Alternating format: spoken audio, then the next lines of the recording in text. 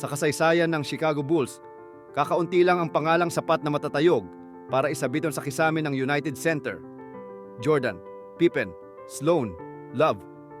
At ngayon, ang anak ng Inglewood, ang pinakabatang MVP sa kasaysayan ng NBAD ay sasama na sa hanay ng mga immortal. Ngayong Sabado, titigil ang mundo para sa Chicago pagkatapos ng bakbakan kontra Celtics. Hindi lang isang jersey ang itataas. Itataas natin ang kwento ng isang batang nangarap, lumipad at hinding-hindi sumuko. Sa kanyang huling panayam bago ang seremonya, kitang-kita ang emosyon kay Derek. Hindi ito tungkol sa kanya lang. Sabi nga niya, "It's all for us." Para sa mga fans na naglakbay mula overseas, para sa kanyang pamilya, at para sa bawat coaches na humubog sa kanya mula sa Simeon Academy hanggang sa NBA. Nasilip na ni Rose ang kanyang banner at sa kanyang mga mata, makikita mo ang bigat ng sakripisyo. "I felt like I gave my all," anya. At sino nga ba ang magdi-debate?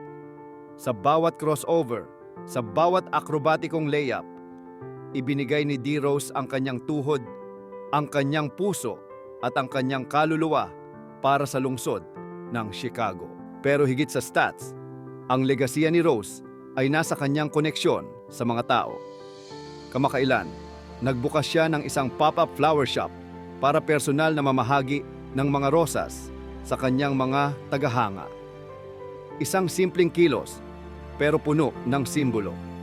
Binibigyan niya tayo ng bulaklak habang ibinibigay ng buong mundo ang nararapat na flowers para sa kanya. Isipin nyo, panglima lang siya sa mga Bulls players na makakatanggap ng karangalang ito. Sa isang prangkisang pinatanyag ni Michael Jordan, nahanap ni Rose ang sarili niyang puwang. Hindi man siya nakapag-uwi ng singsing dahil sa mga injuries na nagpabago sa kanyang karera. Ang respetong nakuha niya mula sa kanyang mga peers at sa buong liga ay higit pa sa anumang tropeyo. Kaya ngayong gabi, habang dahan-dahang umaakyat ang numero 1 sa itaas ng United Center, tandaan natin, hindi lang ito pagtatapos ng isang kabanata. Ito ang pagpapatibay na kahit anong tindi ng bagyo, ang isang Rose ay mananatiling namumukadkad sa puso ng Chicago.